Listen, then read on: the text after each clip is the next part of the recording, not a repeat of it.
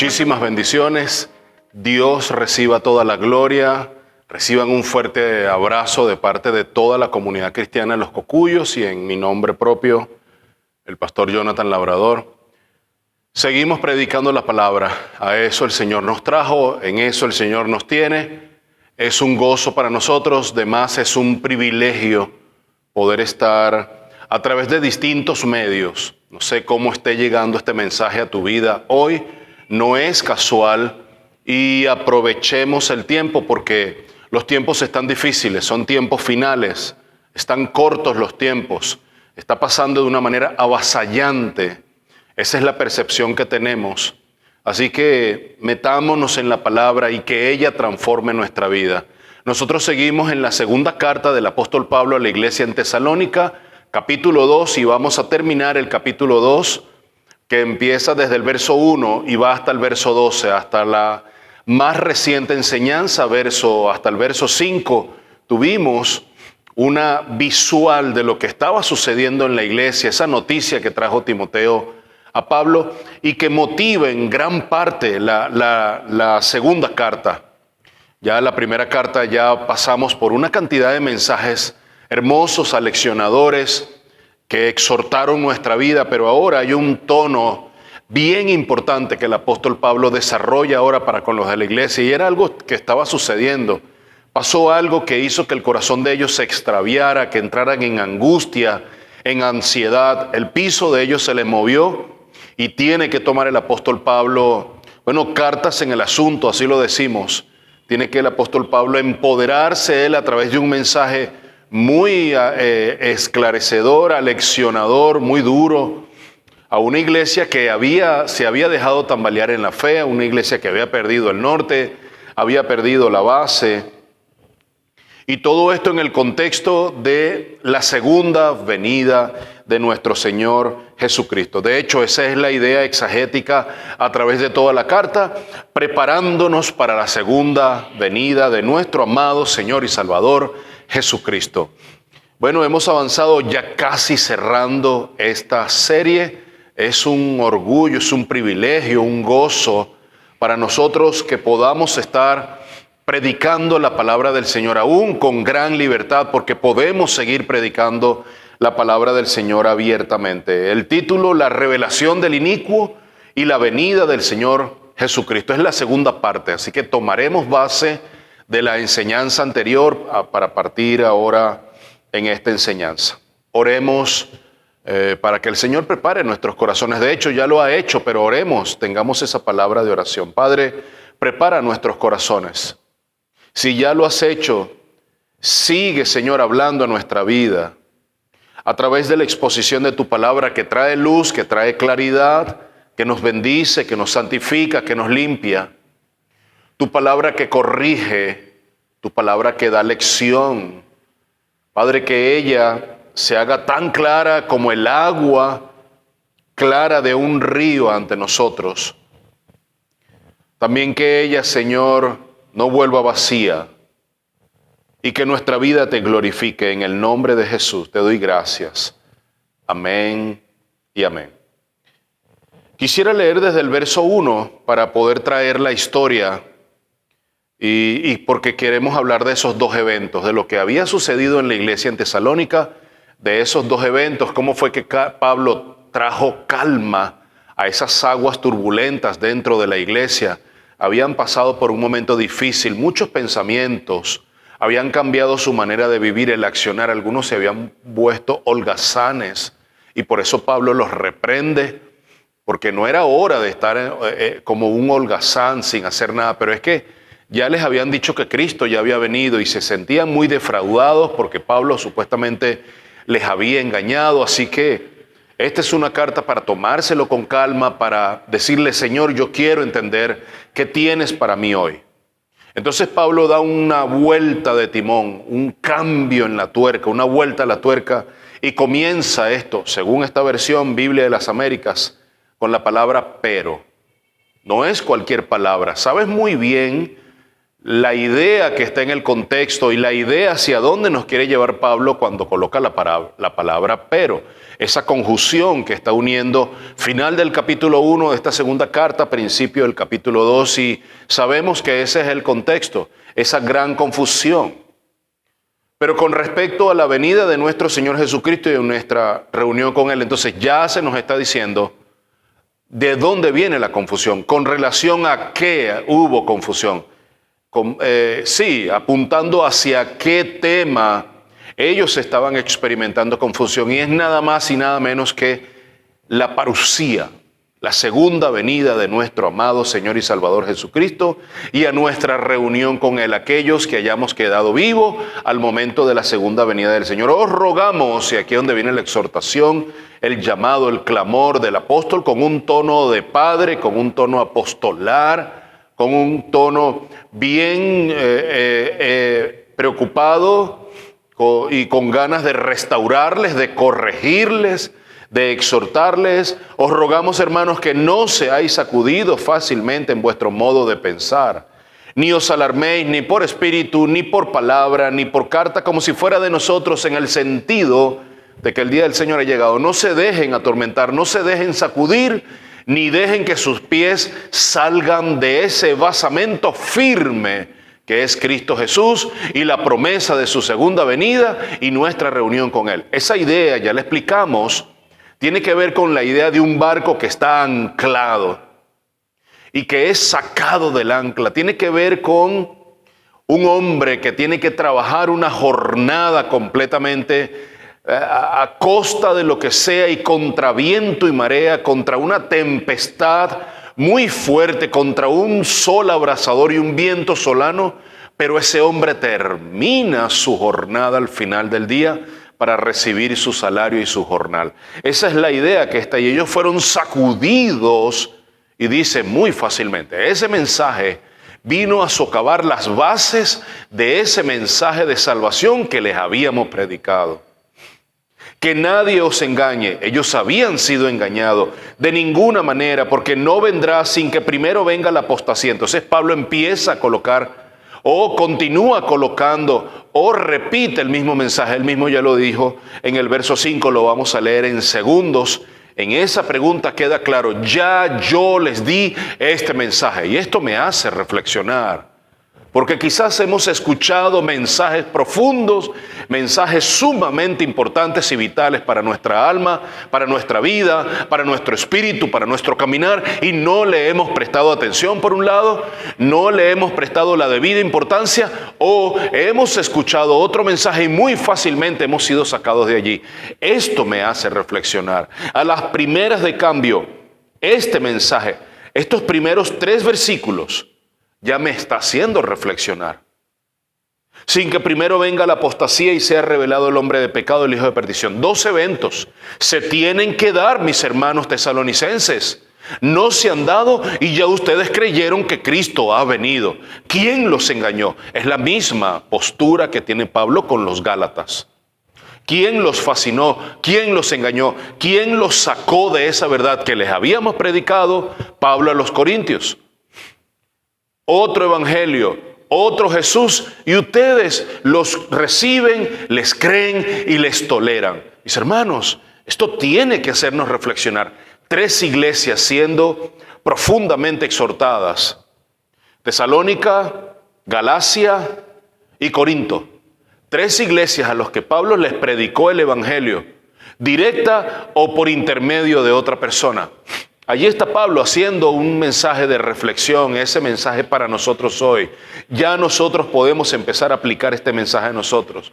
Verso 4, el cual se opone y se exalta sobre todo lo que se llama Dios o es objeto de culto, de manera que se siente en el templo de Dios presentándose como si fuera Dios.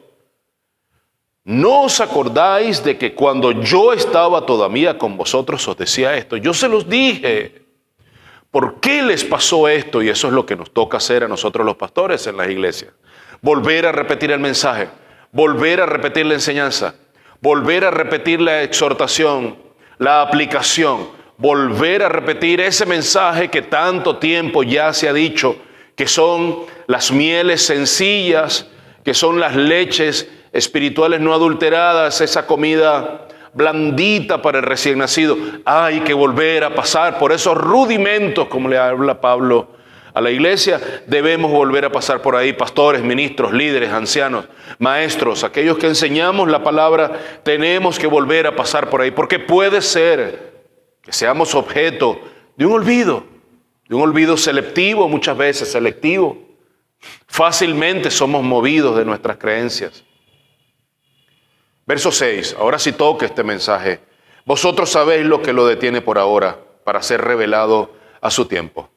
Vosotros sabéis lo que lo detiene por ahora. ¿A quién? A ese hombre inicuo, a ese hijo de perdición, al apóstata, al hombre de corrupción. Así le llama Pablo, así le llama Juan, así le llama Pedro.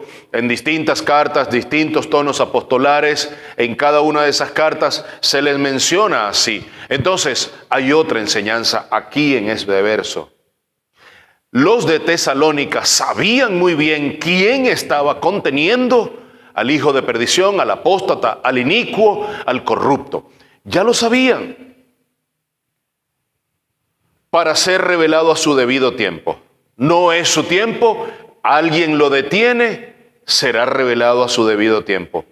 Porque el misterio de la iniquidad ya está en acción. Pablo está diciendo, ese inicuo y toda su operación, él le llama misterio. Pablo, de hecho, es especialista utilizando la palabra misterio. A lo largo del Nuevo Testamento, esa palabra es utilizada 25 veces, en 25 oportunidades. Solamente Pablo la menciona en sus cartas, entre 21 y 22 oportunidades. La utiliza Pablo en sus cartas. Aproximadamente en 22 oportunidades Pablo usa esta palabra misterio, y es para referirse a aquello que está oculto, que no ha sido revelado. Entonces la maldad trabaja así. La maldad trabaja en lo oculto, en las penumbras, en las tinieblas, en la falta de luz. Allí trabajan los hijos del Señor. Los hijos de luz no trabajan misteriosamente. Los hijos de luz no trabajan en las penumbras, en las tinieblas. No trabajan en la luz, porque los hijos del Señor son hijos de luz, no son hijos de perdición. Y entonces será revelado ese inicuo, a quien el Señor, y aquí viene una palabra de esperanza, y esto es maravilloso, particularmente para mí, me da mucha más esperanza de la que he tenido hasta hoy, a quien el Señor matará con el espíritu de su boca y destruirá con el resplandor de su venida. Es decir, hasta el final de los tiempos, hasta el momento de la revelación del Hijo de Dios a toda carne aquí en esta tierra, estará presente el ministerio o el misterio y la acción y los planes y el obrar del inicuo, o velada o abiertamente, reveladamente a través en los ojos para todo el mundo. Aquí lo está diciendo. Y entonces será revelado ese inicuo, a quien el Señor matará con el espíritu de su boca y destruirá con el resplandor de su venida. Inicuo, cuya venida es conforme a la actividad de Satanás, con todo poder y señales y prodigios mentirosos y con todo engaño de iniquidad para los que se pierden, porque no recibieron el amor de la verdad para ser salvos. Por esto Dios les enviará un poder engañoso, para que crean en la mentira, a fin de que sean juzgados todos los que no creyeron en la verdad, sino que se complacieron en la iniquidad. La iglesia había sido confundida. No se sabe qué fue, pero había llegado algo en forma de mentira, de engaño. Movimientos inicuos, movimientos corruptos, movimientos falsos. Y ahí entran. ¿Cómo dimensiono eso hoy? El mover de la apostasía en este tiempo. Ahí entran falsos maestros, falsos profetas, falsos apóstoles, pastores que no tienen un llamado al pastorado y están dañando perversamente a las ovejas. Pastores que levantan un ministerio poderosísimo, pero ha sido todo simplemente una fachada para luego manipular a las masas de ovejas del Señor, para dejar a las ovejas ansiosamente débiles, enflaquecidas, sin fe, sin dinero, sin esperanza, sin ánimos de seguir adelante, profundamente heridas. Eso es lo que estamos viendo hoy.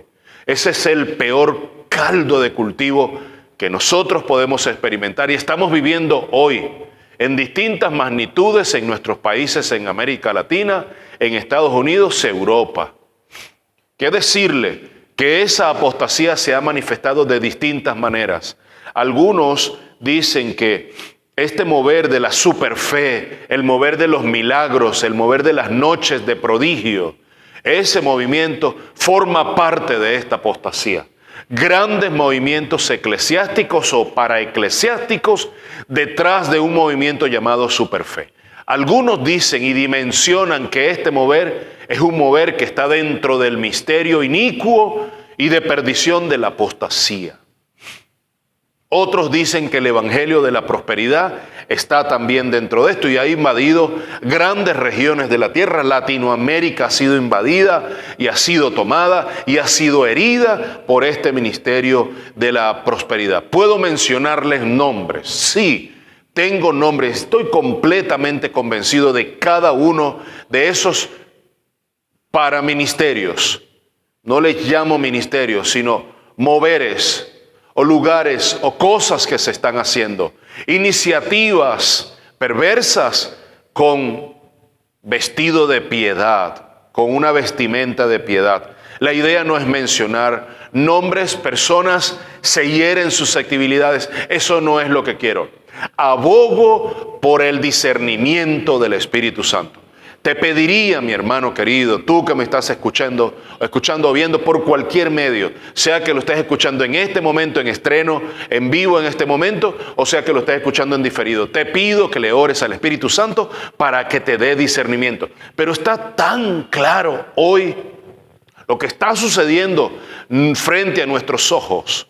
Las alianzas perversas que se están dando hoy, eso forma parte, mis hermanos, yo estoy completamente convencido que eso forma parte de la apostasía. Y te digo, hombres y mujeres llamados de Dios están metidos en esos movimientos apóstatas, están vendiendo el evangelio y tarde o temprano, así lo decimos, pero sé que es en el tiempo de Dios, tendrán que rendir cuenta por el llamado que el Señor les ha hecho. Si es que el Señor les ha hecho un llamado, tendrán que rendir cuenta por las vidas que están siendo completamente defraudadas, vidas que están siendo desinfladas en lo anímico, emocional, en lo psicológico, en lo espiritual, en lo financiero. Sí, esa es la verdad. El movimiento de la prosperidad vino para secar a las ovejas y llenarse profundamente ellos.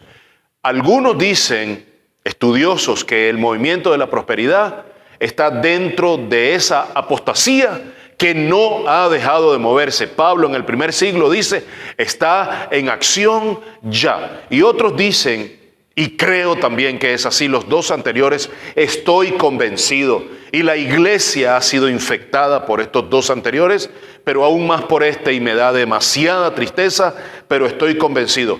¿Por qué? Porque grandes denominaciones a nivel global, la anglicana, la iglesia episcopal, algunas iglesias bautistas, han abrazado el movimiento LGBTQ+.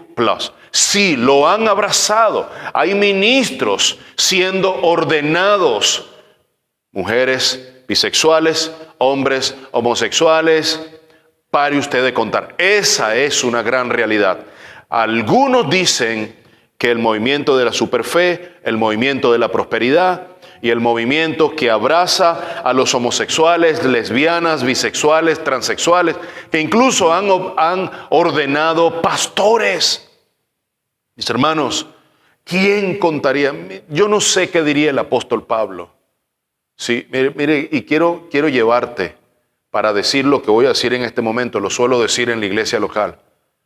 Mire lo que voy a decir en este momento. Si el apóstol Pablo, o Charles Spurgeon, o Pedro, o Juan, o Job, habiendo probado la santidad de Dios, Moisés, Elías, Isaías, que probó las mieles de la santidad de Dios allá en el templo, estuvieran vivos en este momento, yo creo que les daría un infarto y se morirían nuevamente.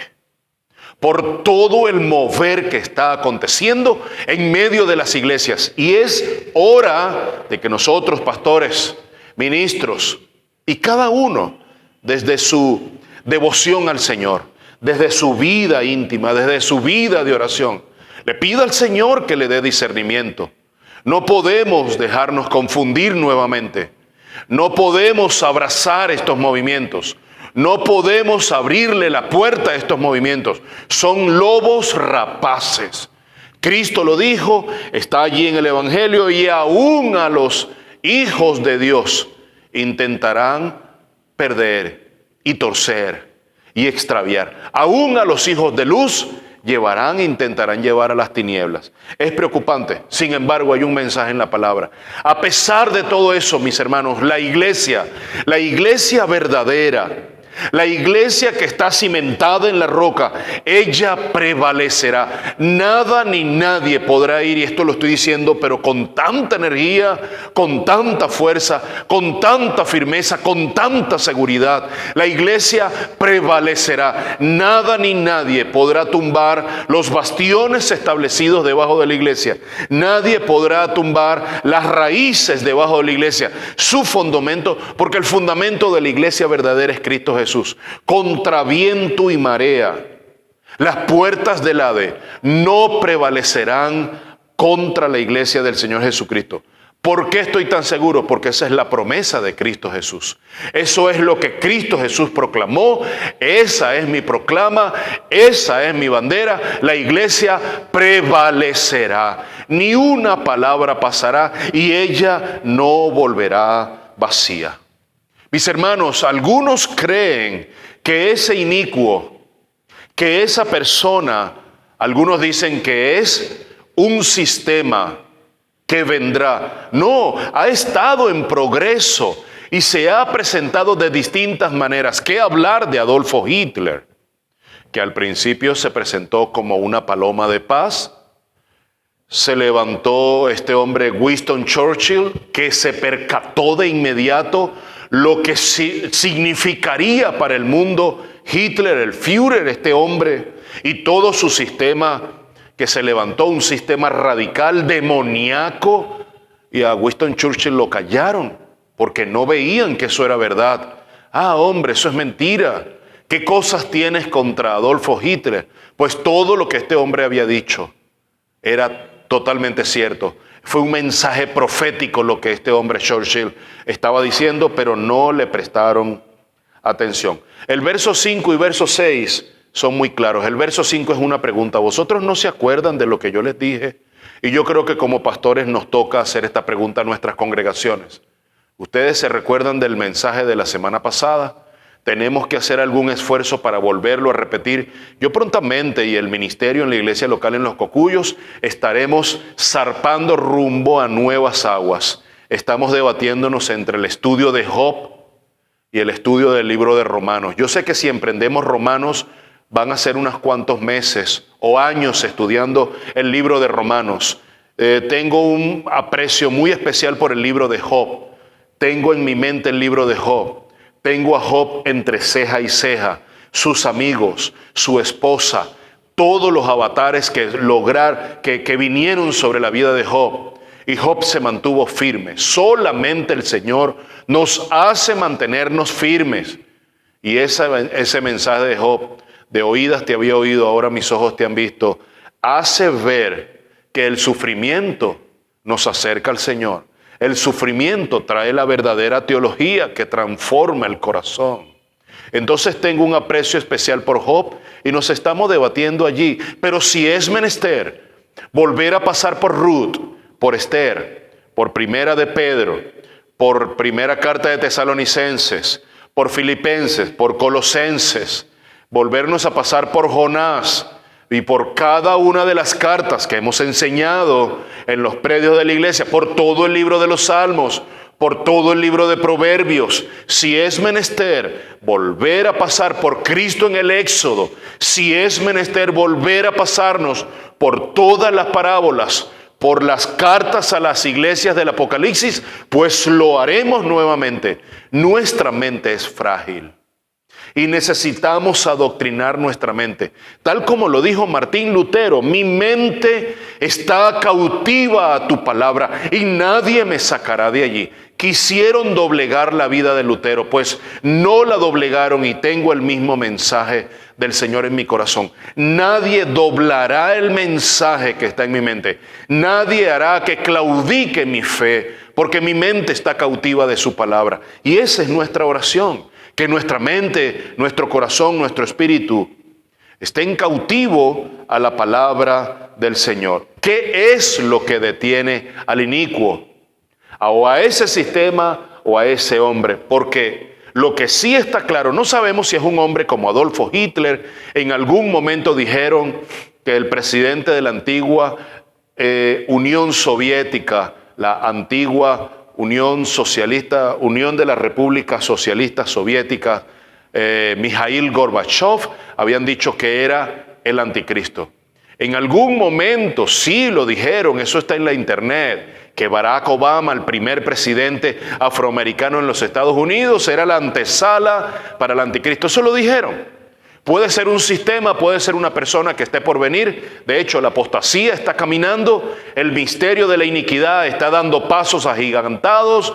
El Señor ha permitido que grandes catástrofes, sí, mi hermano, lo que estás escuchando es así. El Señor ha permitido que grandes catástrofes golpeen el mundo para darnos una lección y para seguir sosteniendo a los suyos. Los suyos serán probados a través de las grandes tribulaciones, a través de las grandes dificultades, pero su iglesia prevalecerá. Las puertas del Hades no prevalecerán contra la iglesia y la iglesia atravesará cualquier dificultad que se le presente. Dios y Jesús es el fundamento. Pero ¿qué es lo que los detiene? Algunos dicen que son los gobiernos humanos, hombres que al final cada hombre que esté al frente de cada gobierno en cada nación es un hombre al servicio de Dios. Los mandatarios, sean que sean seculares, sean que sean cristianos, ¿sí? Son hombres y son mujeres al servicio del Dios soberano.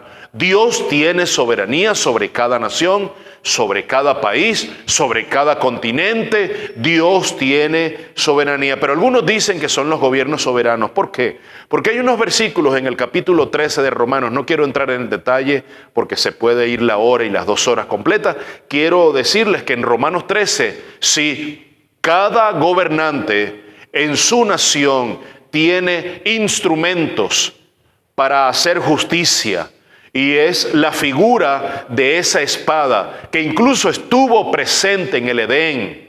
Una vez el hombre y la mujer procedieron a desobedecer el mandato de Dios, no quisieron creer las palabras del Señor. Allí en ese lugar, en el árbol, allí estaba un justiciero de Dios con un sable, con una espada en la mano. Esto no volverá a suceder. Esa espada está en las manos hoy de cada gobierno, de cada gobernante. Por lo tanto, dice la palabra que es necesario someternos a ellos, porque ellos están impartiendo justicia de parte de Dios. Así lo está diciendo la palabra. Es un ministro de Dios.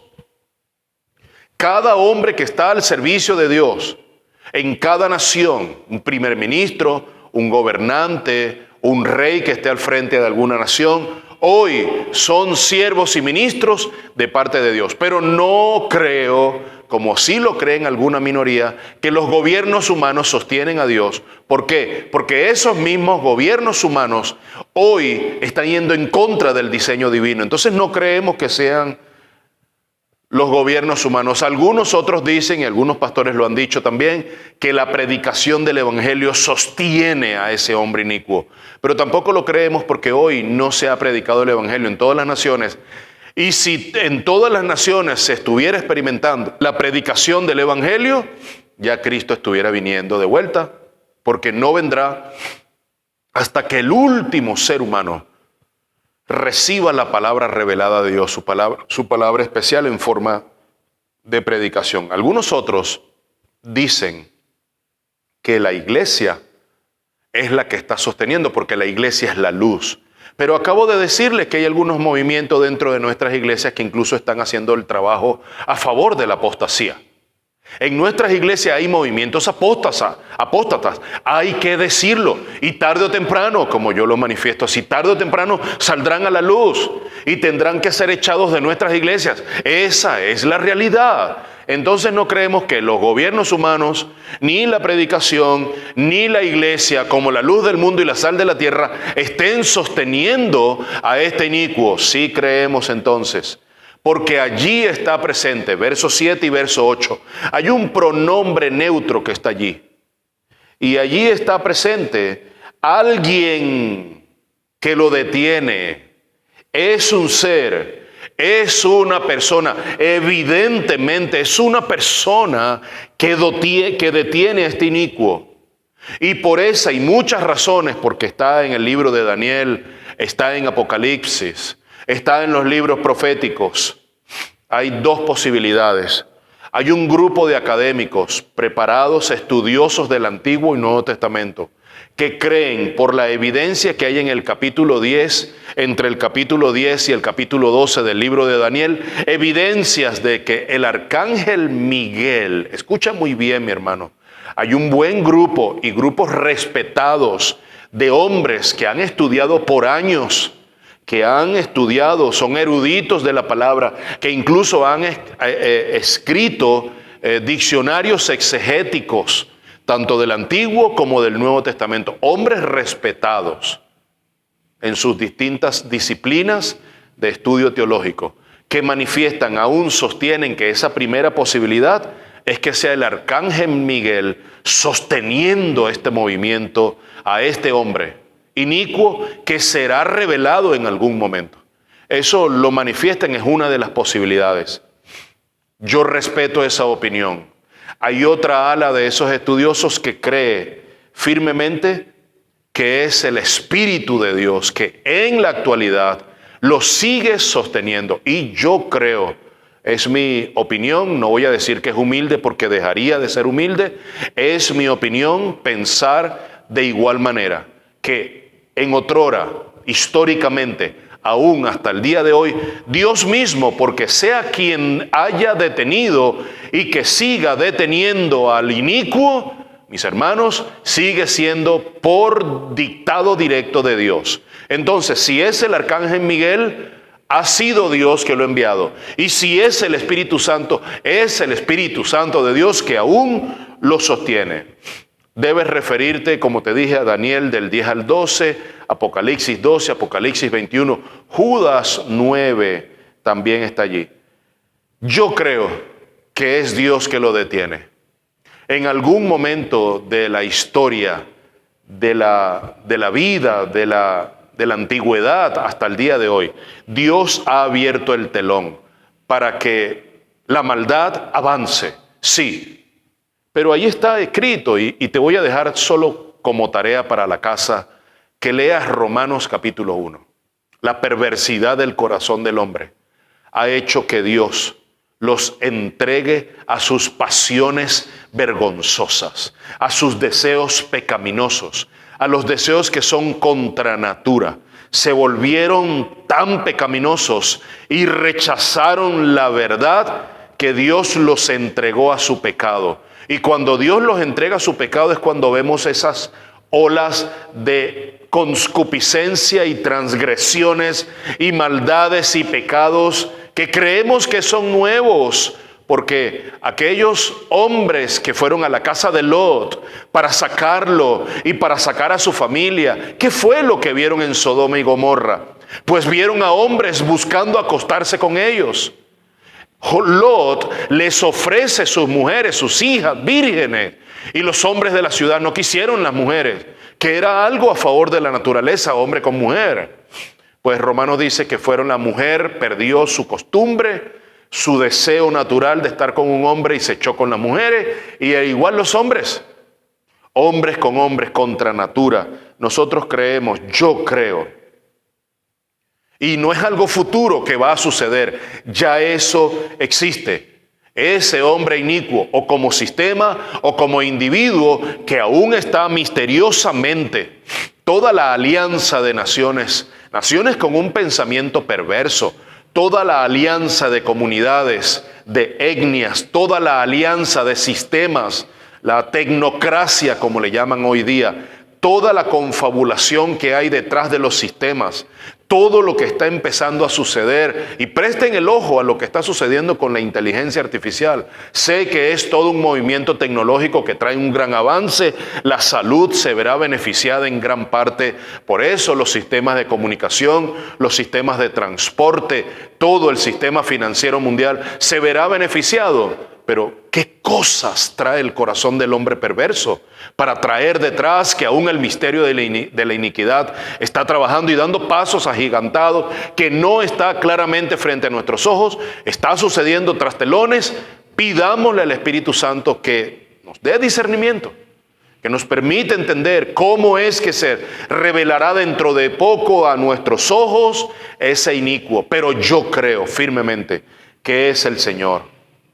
Que es el Señor, que es Dios mismo. Romanos 1:24. Léanlo por favor hasta el verso 32. Dios los entregó. El verso 28 allí lo dice. Y como ellos no tuvieron a bien reconocer a Dios, eso es lo que dice Segunda de Tesalonicenses, Dios, los dos versos 6 al 12, aborrecieron la verdad.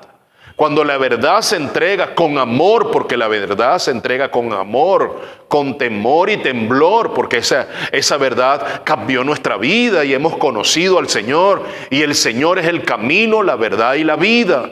Esa vida ha vuelto nuestra vida completamente diferente, la ha transformado, la ha trastornado. ¿Cómo no llevar esa verdad a otro? Pero hay quienes rechaza. Bueno, y como ellos no tuvieron a bien reconocer a Dios, pues la decisión de Dios, la reacción de Dios al rechazo del hombre, para que después no haya una justificación de que no, es que Dios a mí no me predicaron, yo hubiese querido conocer a Dios. No, nadie tendrá excusa. Todos serán expuestos, pero algunos aceptarán el mensaje de salvación y de vida eterna que es Cristo. Otros lo rechazarán. Bueno, la reacción de Dios es, Dios los entregó a una mente depravada para que hicieran las cosas que no convienen, pero que a ellos les deseaban hacerlo.